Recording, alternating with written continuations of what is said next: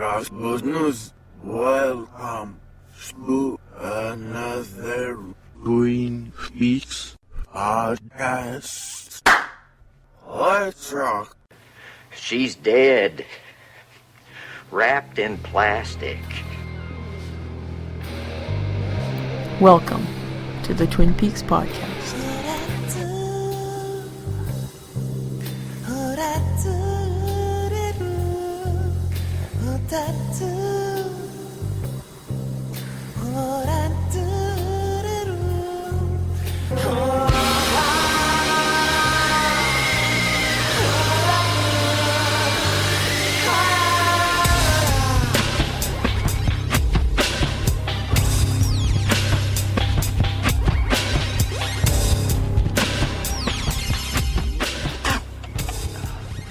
Damn good coffee.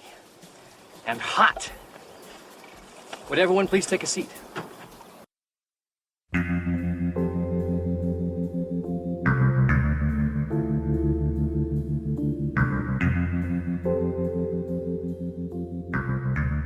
Welcome everybody to episode 4 of the Twin Peaks podcast. I'm Matt. I'm Melanie. I'm Brad. And I'm Caitlin. This is season 1, episode 4, Rest in Pain. While the townsfolk gather for Laura's funeral, Cooper interprets his dream about the killer, and Truman reveals secrets of the Bookhouse Boys. Secrets. Yes. Okay, I want to say thanks to Scott Spencer for providing another creepy intro for our podcast today.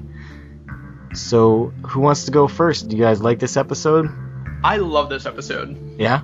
It's everything I wanted, really. Yeah, it was full of awesome surprises that just kept it going really well.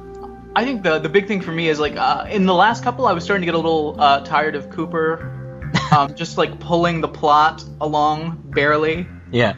But this episode, it was really what I wanted in the fact that everything that happened was kind of circling around him. Yeah.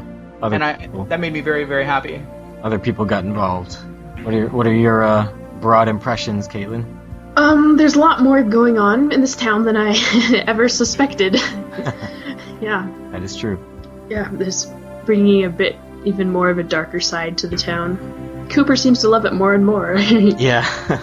It's just falling in love with the place. Alright, let's go into our notes here. We start off and we've got Audrey being a sly and saucy minx. Yeah. But Cooper's also being a sly and saucy minx. That he is. It's a sly and saucy start. He's using his charms on Audrey, and she's, using hers back. It's magical. He figured out that she wrote the note. Somebody guessed that last time, right? You guys guessed it. It was you, Caitlin, I think. They said it was either Audrey or her mom. Or one of the whores. Or one of the whores. She knows what's going on up at One-Eye Jack's, so... Yeah. She's not too innocent. Wait, didn't the note say, Jack with one eye? Yeah. So she's giving him, subtle clues, but not... Yeah. I'm not gonna come out and say it, I'm just gonna allude? Yeah, she's being playful, she's being cryptic. That's the way Dale likes his women, though. Cryptic. It's more interesting to figure out. We find out that Laura and Ronette worked at the perfume counter. Well, we knew Ronette worked there. Well, in addition to Ronette. Yeah. Sorry. That's fine. I am confused. We've been watching episodes back and forth, from the second season, and then we go back to the first season. Yeah, we're showing this show to some other people we know at the same time. Yeah, and so I'm really confused. I will not spoil, do not worry. I can only imagine. It's gonna make it really hard for me to, say even, anything about this episode. Well, I stand by this only furthers my theory that the perfume counter is an underground railroad to prostitution. Yeah. Right on. After that scene, Harry and Lucy come in. Cooper says they were in the dream. Yeah, that's the point I was gonna say. I'll just say this: most of the dream stuff was taken from the European pilot. You know, that pilot that they made a movie out of that had a tacked-on ending. So they took a lot of that and made it into the dream. But then he describes his dream, and he describes stuff that they didn't include that was in the pilot, like Mike shooting Bob and stuff like that. That didn't happen in his dream, but it happened in the pilot. Okay. So it's kind of confusing. So maybe at the time they filmed this scene, they weren't sure what was going to be used.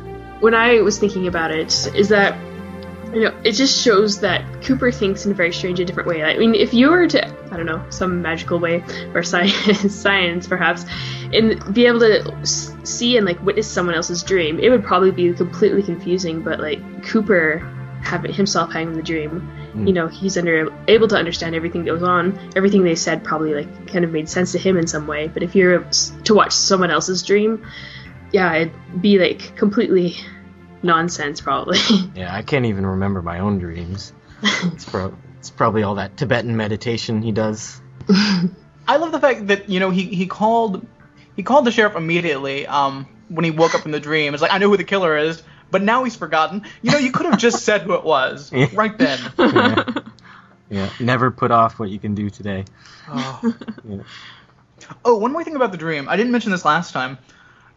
As much as I love that dream sequence, and that was definitely the redeeming factor for the last episode for me, because it was amazing. Yeah. That strobe light kills me. Oh, really? It's because it's so far away, and it's such a weak little strobe light. Maybe strobe lights were harder to come by in the 90s, but I'm like, I don't know about that lighting design. It's a low quality. Well, you think it wasn't strobe enough? No, not at all. It feels like it's a strobe light about 10 feet away, like a tiny, you can buy it at the mall strobe light. It seems really weak. I could say something right now, but I'll save it for when that comes up. They're gonna find a club that's gonna have a really weak strobe light, aren't they? Mysterious. Oh, he does clarify that it's 25 years later. Yeah, how did he get that from the dream? He just instinctively knew it, I guess. I felt 25 years more old than I do today. Yeah. It's a really rough 25 years for him, I think. I think so, yeah. He looked like a lizard. He kind of did. That was bad makeup. Yeah. So it was about 25 years later, and someone had poured liquid latex all over my face and slightly stretched it. But now we're just talking about the last episode. Yeah, we've gone over We that. keep going back, yeah. Yeah. It was a good episode. Yeah. It was. Nothing like that dream sequence had ever been on TV before that. Not on network TV, anyways. So Albert is being difficult at the morgue. He's being difficult but awesome at the same time. Absolutely. I agree with him 100%. Yeah. Logic trumps feelings. Well, it's the fact that there's a serial killer on the loose that has killed apparently one other person. You think maybe we should stop them as opposed to worrying about a funeral? I agree, yeah. He has harsh methods, but I agree with him. Almost every line he says is quotable. I don't know what I'm gonna choose here. Yeah. He very much I love the way he delivers it. It's very Joe Friday to me. He just throws out a lot of words, and I love it. Yeah. I'm going to say that was probably the biggest drill I've ever seen to drill in a human skull. It's very exaggerated. Plus, that's probably the widest arc of a punch I've ever seen as well. I think the whole thing was pretty crazy. How exactly did he land on the body from there? I don't know. Yeah, they should have let him drill into her brain. They probably would have found a whole bunch of letters. It's like a whole Scrabble game inside Laura Palmer. The whole alphabet. It would have found out whatever they're trying to spell. And he's planning to drill right into her forehead, really obviously. I think he was just trying to provoke them continually. Yeah. But yeah, the punch, that was very telegraphed. He had at least 3 seconds to move out of the way. They probably sped it up. Sped it up even further? I don't know. It was originally a 10-second punch. I'm thinking it was. It looks like it might have been. Just really, really slow.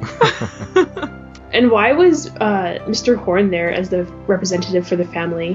Because Leland's crazy. Because he's gone completely bananas. I don't know. I guess they're kind of friends. Business partners. Well, not really. Business partners, at least, maybe friends. Yeah. You guys. Oh, we get some more Invitation to Love. Yeah. I do like that show. Oh, Emerald, what's your story? That show seems very involved and confusing, but it's not nearly as intricate as their real lives in Twin Peaks. No. It's funny they're interesting. They're interested in a boring version of themselves. Yeah. We get to meet Madeline, who is super creepy. Why is she? Uncle Leland. Uncle Leland. Uncle Leland. Madeline's the killer. Calling it. You figured it out. Show's over. Well, also because she would be Laura's cousin, right? Yep. And in the dream sequence, we have like the girl that looks like Laura saying that she's her cousin. Yeah. That's the first reference. And between that and the fact when and how they introduced Creepo Madeline, I'm gonna throw some coins down that Madeline's gonna be somewhat significant. Yeah. And Leland is being medicated now, like Sarah was. So he's on the couch getting the old. I wonder what kind of medication that is. Just makes you veg out. I forget the name. Anti-hysteria medicine. I guess it wore off by the time the funeral came around. Did it ever? It also wears off anytime swing music's played. Norma's husband is in jail. I don't really care about that story. He's getting his parole, maybe. Just something to keep in your mind. Let's move on. Wow. Unless you guys have something to say. The next thing I've written down says ducks! Exclamation point. Yeah. Yes. That's what I wrote. Wow, ducks. Oh, okay, I remember now. Look at that, ducks on a lake. Love it. He is a little child. Well, and I think this is another one of those good pairing ups of where we get to, ducks on a lake, sweet and innocent. As we move in on Leo, overalls of evil. Overalls of shame. I was going to mention his overalls. Yeah. The best overalls I've ever seen by far. But Cooper called Leo's bluff about criminal record. My record's clean. Look it up.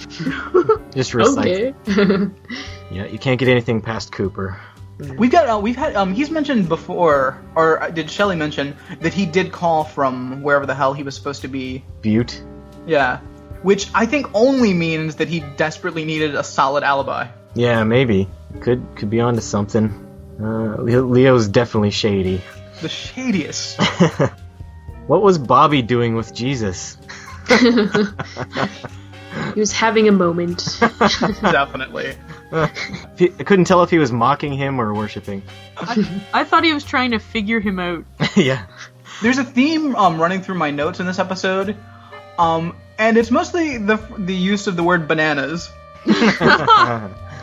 And here I have Bobby as Crazy Bananas. He's gonna turn that funeral upside down.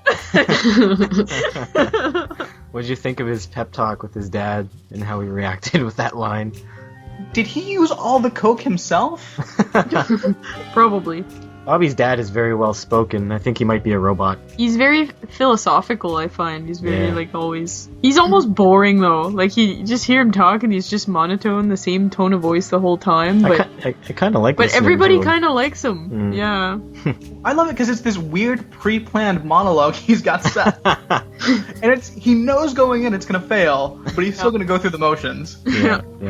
I think Bobby just really detests his dad. He's going through, well, probably a really prolonged teenage phase. And his dad just keeps at him. I'd say he's a pretty good dad. He detests his dad because he's obviously not telling him that he's adopted. Yeah. And then the mom walks in just smiling and just like, okay, everybody ready to go. Like nothing happened. She did not hear the yelling. And So much Xanax. on her lapel, she has this smiley face button. Oh, I didn't even notice that.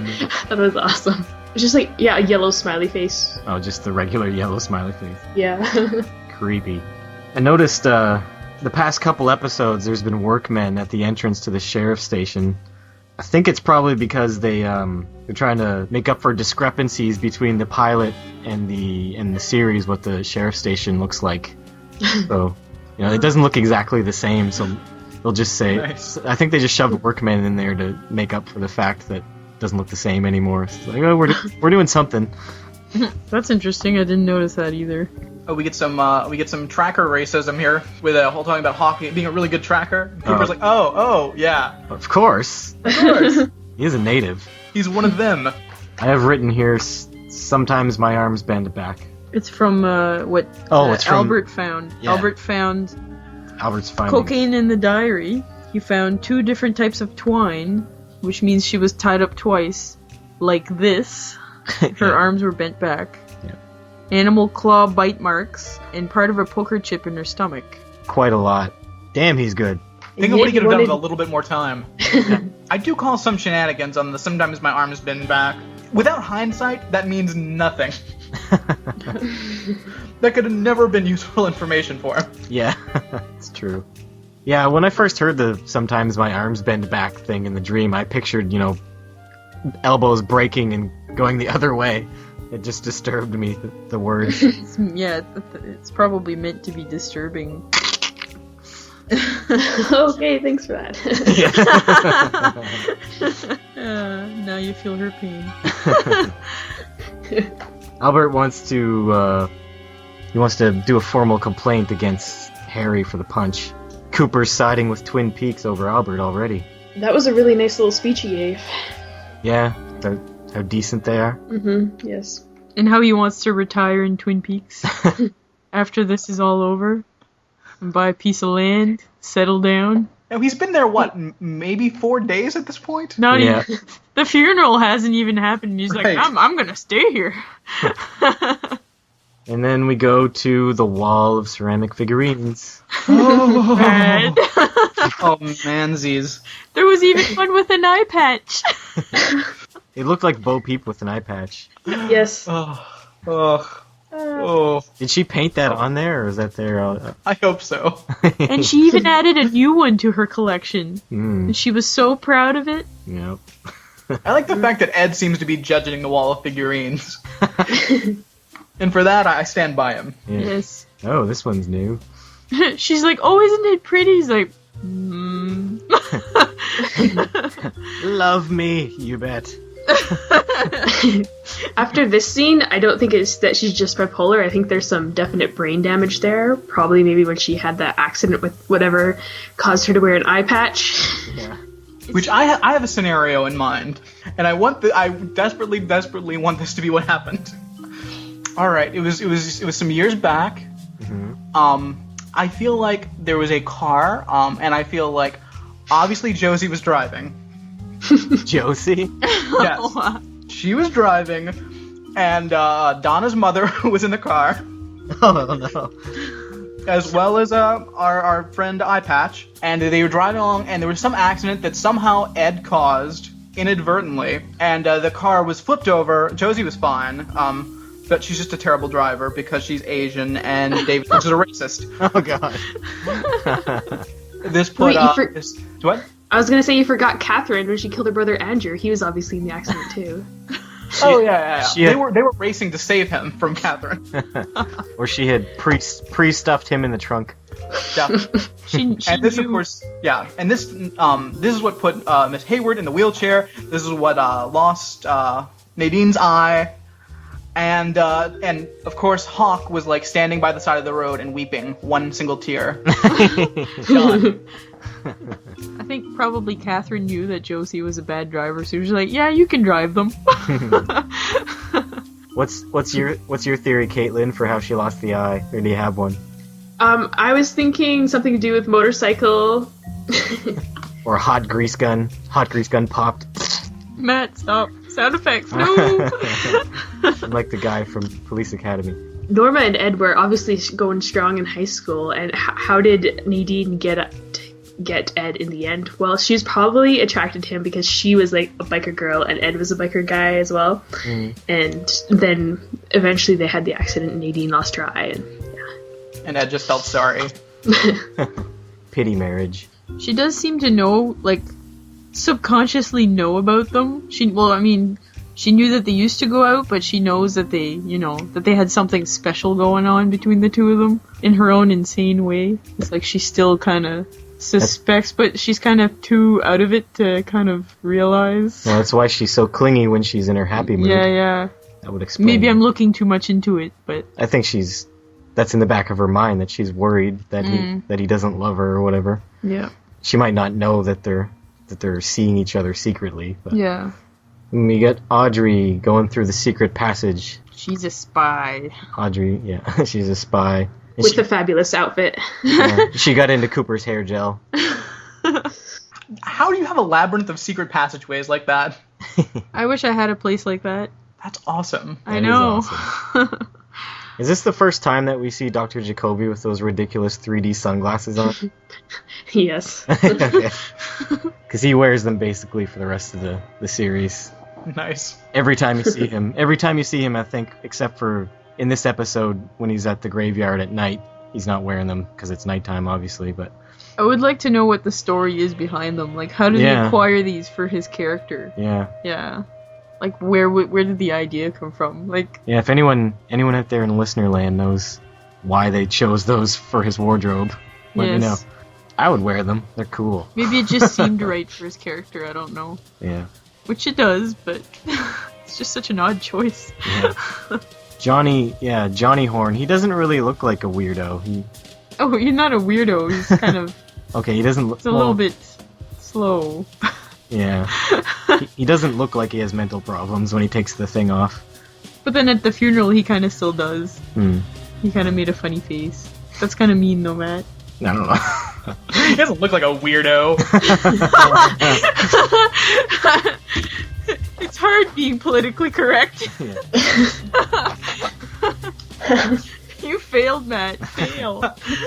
I mean, personally, I would have just gotten the weirdest looking weirdo I could find to play the weirdo. I don't know if he has, like... I think he's got mental issues. I don't know what kind. I'm not sure if it's mental or emotional. Maybe. I think it might be emotional. Like, Really? I thought it was mental. He's got Twin Peaks syndrome. Can we all agree, to move into the funeral here, the minister definitely had sex with Laura Palmer. Oh my god, yeah! I think so. I know, I was thinking about that too. Defo. It's so... That special love. It's so blasphemous, but you can't help but think. He delivered her. He taught her in Sunday school, which obviously didn't take. Right. I had that special kind of love for it that you have for the strong of will. What? What's that supposed to mean? I don't know. I don't want to know. Bobby tore that funeral up. 100% bananas. Do you think he does care about Laura after all? He's hard to figure out. He's just so crazy right now.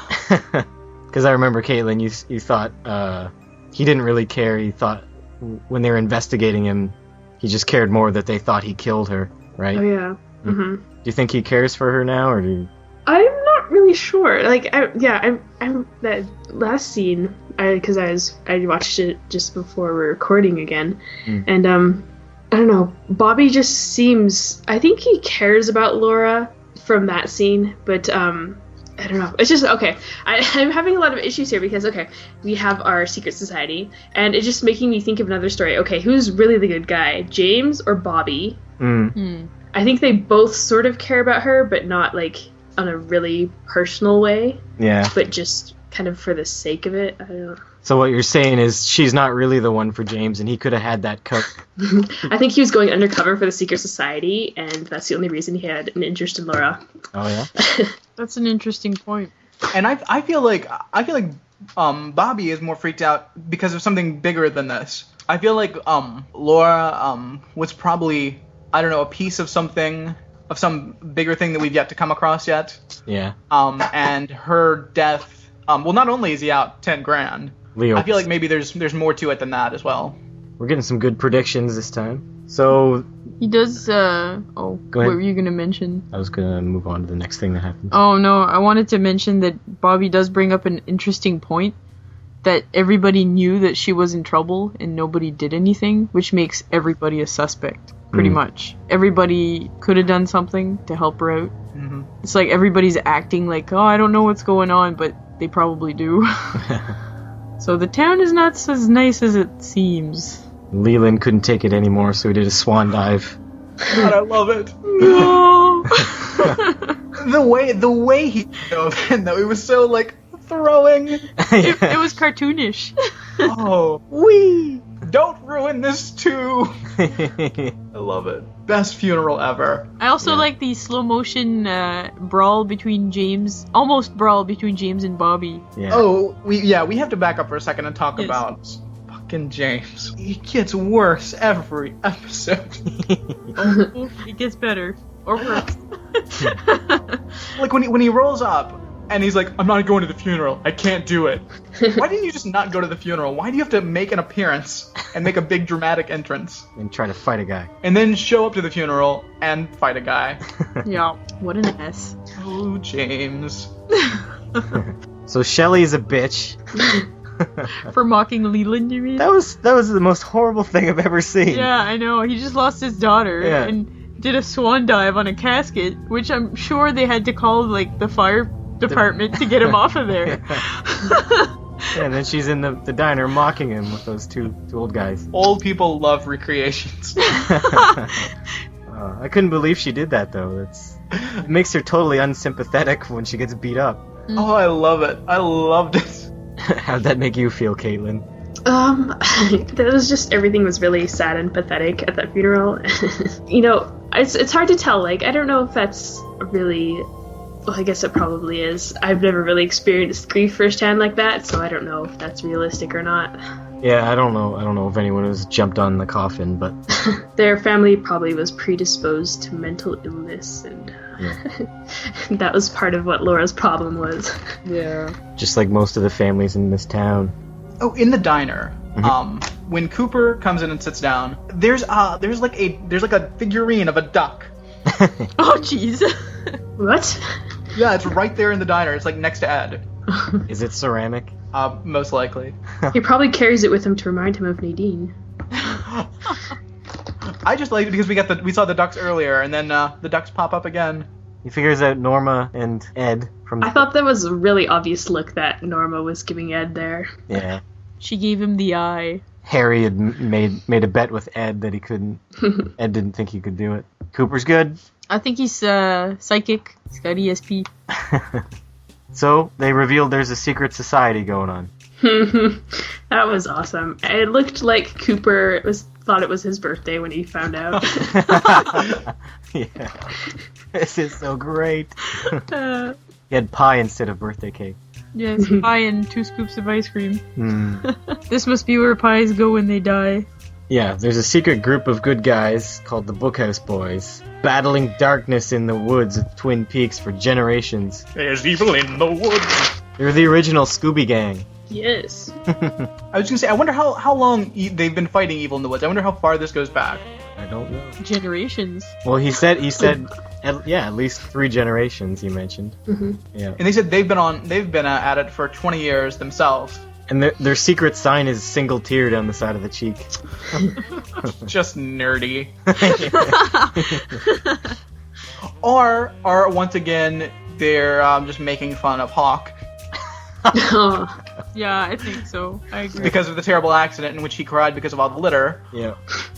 It's in memory of that accident. The Happened accident. 20 years ago this very night. The accident that started it all. Single tear. Did you mention, since we started recording the actual podcast, what you're eating and drinking, Brad? Oh, I haven't. I to get in the spirit of the podcast, because I love this episode so much, I made a cherry pie and a fresh pot of coffee. I really like it. Did you get vanilla ice cream to go with your cherry pie? I did not. You'll have to do that next well, time. that's not consistent. They don't have that every time. No. But it would be delicious. Are you gonna make this meal for yourself every time we do this? No. You might not make it to the end. Hello, I like to make a cherry pie every week. Is your metabolism that awesome? Yeah, just every week I make myself a cherry pie. It's for me, and yeah. No way, couldn't do it. I will make coffee every week though. Yes. Fresh and hot. crap, now I have to go to the bathroom. I already did. This is the classiest podcast on the air. Alright, back on top. Yeah, sorry. So they take Cooper to the bookhouse. James is in the Bookhouse Boys. Aha! And so is that other biker, What's his name? He's got really weird hair. Joey Paulson. He's got really weird hair. Yeah, the only Mando McGee. well, the only other time he appeared was in the pilot. He was the guy who drove Donna out of the roadhouse. I don't remember if he shows up after this or not. Can I mention that Bernard Renault has a really bad French accent? Yes. He does try, I'll give him that, but it's so bad. So bad. And can non-police really just kidnap somebody like that? Yeah, Cooper from the FBI is very, surprisingly okay with illegal kidnapping. Well, he didn't question it. When there's God primeval bless forces America. involved. Yeah, I'm surprised at how well he takes it. He just jumps right into interrogating Bernard. What did we learn in that scene? Jacques going to work that night. Isn't that all we got out of that? I guess. I'm gonna go work! Which they already knew, yeah. Yeah. We kidnapped a guy for a gram of cocaine, or was it a gram? It was some An ounce. small amount. An ounce. I think it was an Something like ounce. that. I don't know. Is your brother working tonight? Yeah? Okay, you're free to Oh, we've got a Leo who gets the phone call. Oh, yeah. I wrote, Leo has a Christmas sweater, Shelly has a gun. Yes. That sweater is just the worst. He's obviously cleaning his boots with a knife, but it really looks like he's just whittling his boots. Whittling's gonna become a common theme.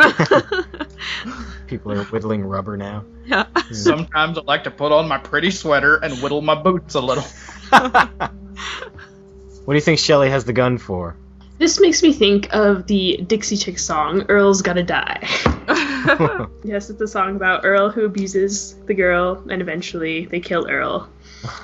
Anyways, but I'm pretty sure that Shelly is determined, if Leo does that again, that she will kill him. Yeah? You think she's got the guts? I do. Ah. Well, Bobby's not going to come through and stop him if he does it one more time. Yeah. But I thought Bobby was industrious. I'm losing faith. This episode, it puts in my mind a crazy theory that I'll throw out there. If we've got these Bookhouse Boys that are fighting the evil, I want to hope that there's an equivalent group of evil people, That would be awesome. and I want it to be like Bobby and Mike and Dr. Jacoby, Dr. Crazy Town? Dr. Crazy, all these people just getting together. Horn, just all of them together and having a little legion of evil. That would be pretty awesome. That's just turning into a comic book right there. We are the Legion of Doom. And back at the Bookhouse Boys. Dr. Jacoby visits the grave at night by himself like a creep, That's what he does. and he reveals he doesn't care about his patients. And he wears a cape. Maybe he is a superhero. Or a vampire. Or both. He's a super vampire. Acting president of the evil vampires of the woods. But yeah, he doesn't care about his patients, except for Laura. Of course. What has Laura got anyways? Yeah, what she got that I don't got? Come on, people. I think she just puts out too easy. And that's why people like her. I guess so. I feel like maybe she was like the approved sacrifice, like Wicker Man style.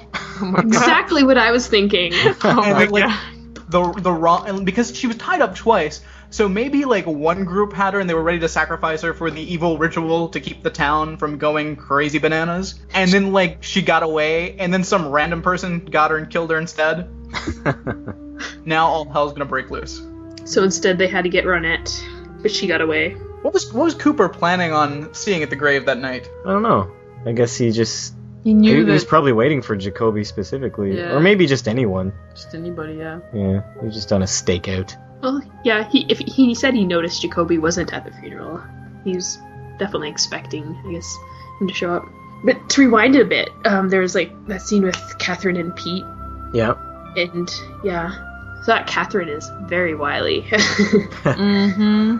Yeah. What was she doing? Well, she was hiding the extra ledger. Yeah. Josie thought that, basically that Catherine was... I don't know, she was talking to Harry about the ledgers, and then... Yeah, she was afraid that she's gonna get hurt or killed or something. Yeah, she was afraid that Catherine wanted to kill her. I got the solution, Josie. Let's do it on the floor. And then Pete comes by looking for his tackle box. Can I point out that Josie and Harry have the same hair? It's true. Oh my. So it's gross. He's in love with himself, and so's she. What if they go to the same person and they do that on purpose? Yeah, the same barber, yeah. It's the only thing we can do to show our love in public is to have the same hairstyle. I'm sure there's only one barber in Twin Peaks. They're like one of those couples that dress alike. Yeah. Then we get Leland and his dancing. Dance with me! I love the people judging him. Yeah. I feel bad for the guy. You have to. Why is it swing music? Last time it was the Glenn Miller song. This time it goes into swing music and he completely falls apart. It was probably just a series of records that he used to dance to with Laura, and now he's just like... Maybe loses it every time he hears that music. Maybe they had a father-daughter dance team. Every time I hear Glenn Miller, it just makes me think of my dead daughter. Maybe they're reliving their... what do you call those? The competitions where they used to dance until they drop? I don't know. The dance-offs? They dance until they, like, faint. Maybe they used to do those together. Yeah, so now he's got a compulsive dancing obsession. Yeah, I'm not quite sure what it means. Yeah, I don't know. Well, it's just supposed to mean that he misses his daughter, I guess. Yeah. Yeah. And after that, we get the red traffic light for the final shot. Still don't know what that means. I thought we had discussed what it meant. I know, but nothing came after it because it was the final shot. I don't know. Beware the night. Any quotes you liked? Okay. Nothing beats the taste sensation when maple syrup collides with ham. I love that. You wrote that one too, didn't you? I did, yes. That was an excellent line. Yes, it is. Bam! I also like when he was listing off the breakfast. It was very specific, systematic listing. And she's like, okay, Gretel takes a slice of ham. Yeah. You got one, Brad? Oh, I'm looking. Alright, I'll go. I've got compassion coming out of my nose. I'm the Sultan of sentiment. Nice. Oh, good one. As Leland is jumping onto the casket, and his wife, don't ruin this too. Oh, she's so ashamed of him. What else has he ruined? Yeah, I don't know. Just so telling. Just her life in general. I also liked Albert's other one, return to your porch rockers and resume whittling. And, of course, Bobby's, afraid I'm gonna turn it upside down! Oh, I love that. Albert had some other good ones. Well, I've had about enough of morons and half-wits, dolts, dunces, dullards, and dumbbells, and you chowderhead yokel, you blithering hayseed. There's a couple other Albert ones. Sounds like you've been snacking on some of the local mushrooms. I've got an Albert here. Okay, go. I do not suffer fools gladly, and fools with badges never. Look, it's trying to think. Oh, low blow. Yeah, that one was incredibly insulting. Alright, so you guys have a rating? What would you give this? I'd give this one 10 tackle boxes out of 10. Oh, nice. Yeah, I was really impressed with with everything that came up. Kept me on the edge of my seat. What about you, Brad? Yeah, I'd have to go definitely 10 out of 10 whittled boots. I feel like I'm not creative. I feel like if I keep saying 9 or 10, it's always the same. Well, these are really good episodes. Yeah. I'm gonna say 9.5 ducks on a lake. Nice. Out of 10. There's a half-mangled duck on a lake. Aww. Poor guy. Okay, I'll make it 10. Yeah, just... I'll round it out. Round out that duck. I'll make him whole again. Yeah. It's so cold in this lake. Quack. I'm gonna give it 10 out of 10 casket elevators. Alright, so we'll get to some feedback now, but first I want to say thanks to welcometotwinpeaks.com for mentioning us. It's kind of a blog / news site that keeps close tabs on everything that happens in the world that's Twin Peaks related. So if you want to see a lot of interesting articles and news and stuff like that, check them out. They've been putting up a post every time we put out a new episode. So Brad, you... I'll look forward to checking that out someday after I've seen the show. Yeah, that's true. It shouldn't take more than a year to get through this. All right, Brad, do you want to read Angie's email? Sure. Hi, everyone. Here are some questions for you guys for the episode Rest in Pain. What are your views on Shelley? The scene in the diner when she's making fun of Leland on the coffin was very disturbing to me. I loved it. That's a comment. So many of the characters in Twin Peaks stay with partners they don't seem to really love. Examples include Big Ed, Shelley, Norma, Mr. Horn. Why do you think they stay with them? Take a pause and answer that. Yeah, sure. You guys go ahead. What do you think? I'm gonna say a lot of guilt and fear. Everyone is Shelley. I would agree with that. It's mostly, Ed seems to be scared of Nadine, or he doesn't want to hurt her, and it's the same with everybody. Well, not Shelley. Well, Shelley is just like, he's gonna beat me or kill me. Or sacrifice me to his wood god. Yes. Alright, who do you think is the creepiest character on the show? Well, Dr. Jacoby is just the creepiest man alive. He's pretty darn creepy. I think Horn is probably pretty creepy for me. I'm gonna say Bob. Same here. Squirrely Peasant Bob. Squirrely Peasant Bob. Don't know much about him yet, but even already, he's already very creepy. He's creepy, but he's creepy in a lovable, squirrely kind of way. Lovable, huh? Maybe that's just me. I find the one-armed man is a little scary as well, although we haven't really encountered him. Creepy poem man. Yeah, creepy poem man. Next question. Do you think Leo works alone, or do you think he's part of something bigger? I can't answer that. You guys can know. I think he's a small arm of a big drug ring. I think he's a small part of the evil society of evil in the woods. Alright, next. Bobby puts on different facades for different people. Who is the real Bobby? What is he like? Why did he stay with Laura? What are his motivations? I feel like I'm back in school. Who is the real Bobby? He's an industrious young man that's just trying to get the most he can out of life. But sadly, his Wicker Man victim got away, and now the forces of evil are going to be unleashed. I don't know who the real Bobby is. He's confusing to me. I find he's a little hard to figure out sometimes, because I think he's just emotionally, he's all over the place, so it's kind of hard to figure him out. He's a hormonal guy. Yeah, he's very hormonal. He's very primal. Let's just say that. Why did he stay with Laura? Social status. Yeah, social status, I would say. Okay. I was going to say, Caitlin, I'm only talking to you now because I'm asking the questions. Yeah, I think, he related to Laura somehow, and that was just a really important relationship he needed.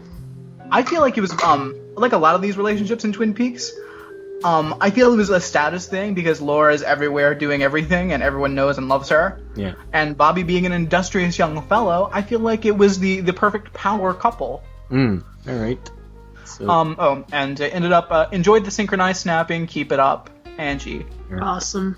We can't really keep it up throughout the whole show, though. That wouldn't be entertaining at all. Just snapping through a whole show.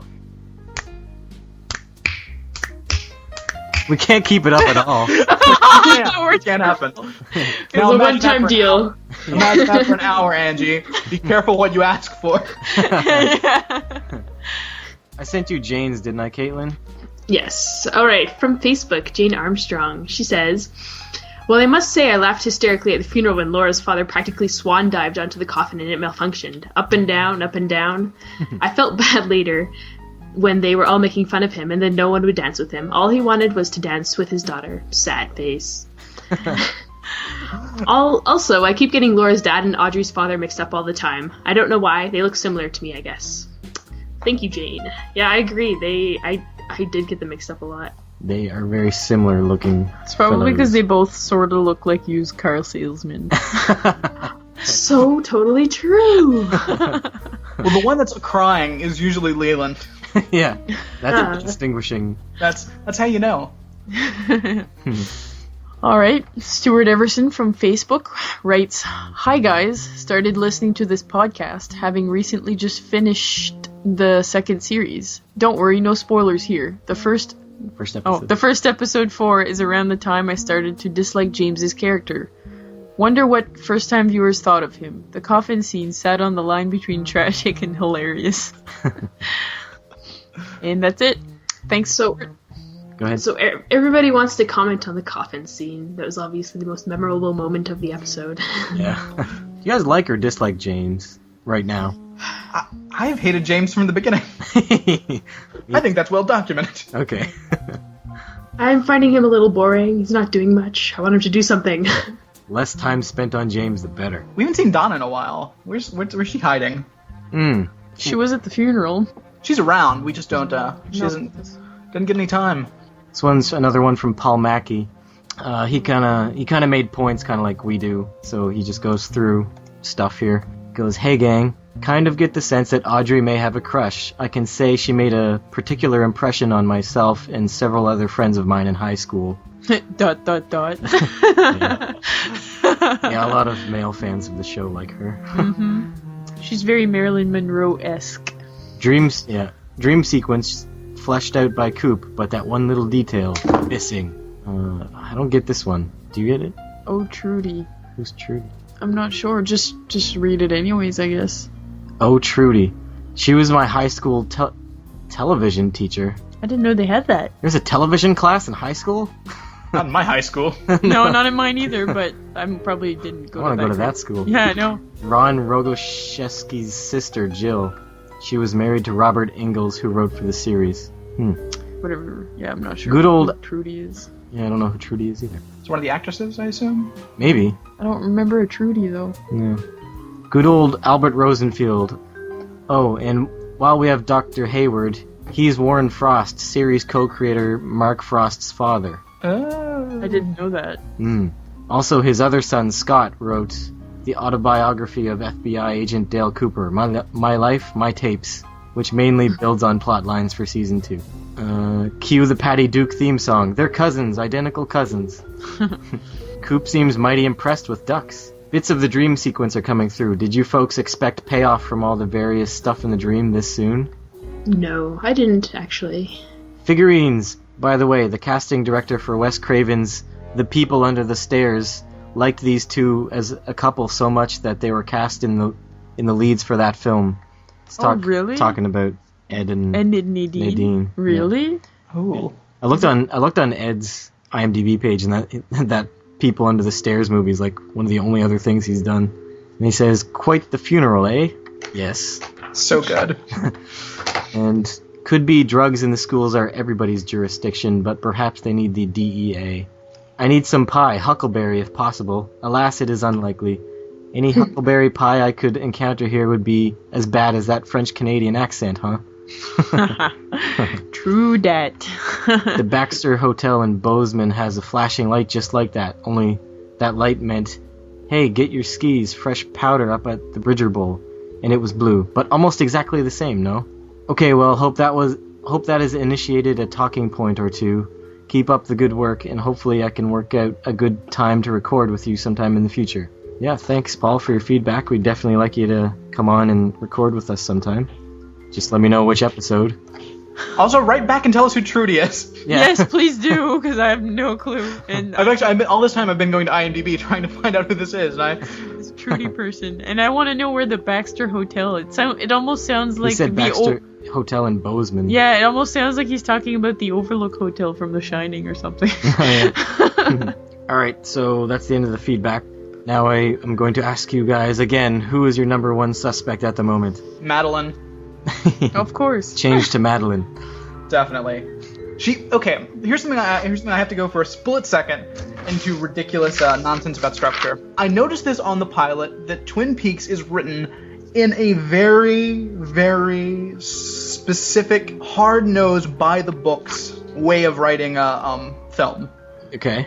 It's very specific. It's the Sid Field. It was the predominant method of everyone writing in this period of time. And when in my screenwriting classes, this is the way I was taught, and I hate it, and it's evil, and it's wrong, and everyone's still obsessed with it. But it's very specific on when you introduce characters, when plot points fall, like specific times, like when things should happen.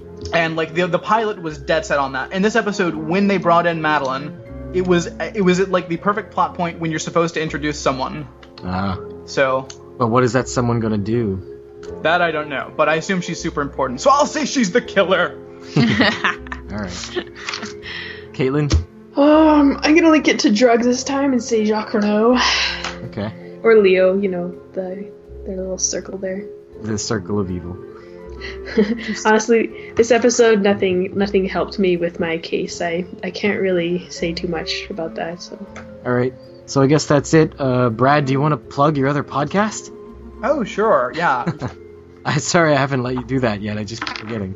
I forget as well, it's fine. But yeah, you can catch me on the Ramjack podcast. We have fun. A lot of just fun entertainment, discussion, general. As of late, the past, 10 episodes or so, we've been doing a rewatch of the first season of Charles in Charge. Which is fun. We're almost done with that. But yeah, check in. It's good times and fun comedy. Cool. You guys got anything else before we go? Can I encourage people to eat more cherry pie and coffee? Yes, you can. Just like Brad does. It's delicious. It is. Follow Brad's example and eat pie and coffee. Gorge yourself with pie and coffee. As part of a healthy, balanced diet. Yes. Yeah. Within reason, people don't do it every week. No. Just on special occasions. Don't forget the donuts. Yeah. Yeah. And join our Facebook group. Come participate in the conversations that go on there. That's If you go there, you can see a picture of my cherry pie and coffee. Ooh, it's true. Yeah. I will go check it out for sure. I think it was Jim Watari set up a thing for the podcast on Get Glue. So if anybody uses that, you can check in when you're listening to the podcast. Oh, what is that exactly? What's it for? It's a social network for if you're watching films or television or reading books or listening to podcasts. Mm-hmm. You can make comments and everyone can read and see what you're reading or watching or listening to. Oh. And with some things you can win little stickers, which is fun. But if you're listening, check in. Awesome. I'll have to check it out. I think I liked it on Facebook without knowing what it was, but I hit the like button anyways. Oh, Facebook. Yeah. All right, we will go and watch episode. What are we up to? 5? 4, Yes. 5. I think it's 4/5. No, we're going with 5. No more of this All 4/5 stuff. That's right. That's right. I'm still confused. Yeah. We actually watched 20 minutes of the wrong episode today I was very disappointed. because I was on my DVDs and we're reviewing episode 4 for the podcast. So I went to episode 4 on the DVDs, but it was actually episode 5. Because my DVD numbering. We watched 20 minutes of the wrong episode. Sucks. Took 20 minutes of incorrect notes. Yeah. Which you probably We'll just use them next time. Yeah. No, you have to throw them out and start over again. Yeah. Okay. Now we're really going. Okay. So bye everyone. Yeah, bye. Farewell. All right, thanks. Bye.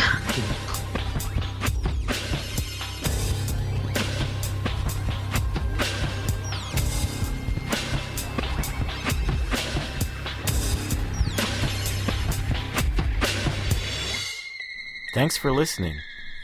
Check us out on twitter.com/TwinPeaksCast. Search for the Twin Peaks Podcast group on Facebook. And visit us on twinpeakspodcast.blogspot.com. Email us your feedback at twinpeakspodcast@gmail.com.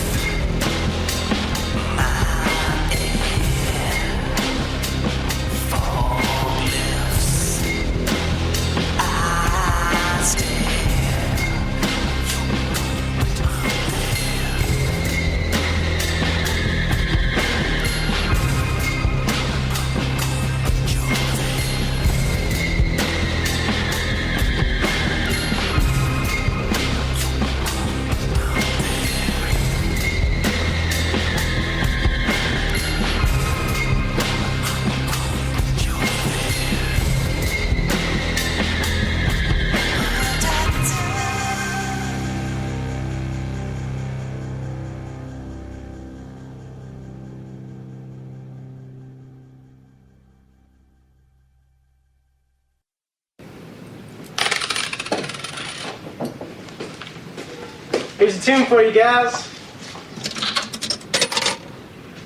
Okay. Don't do anything I wouldn't do.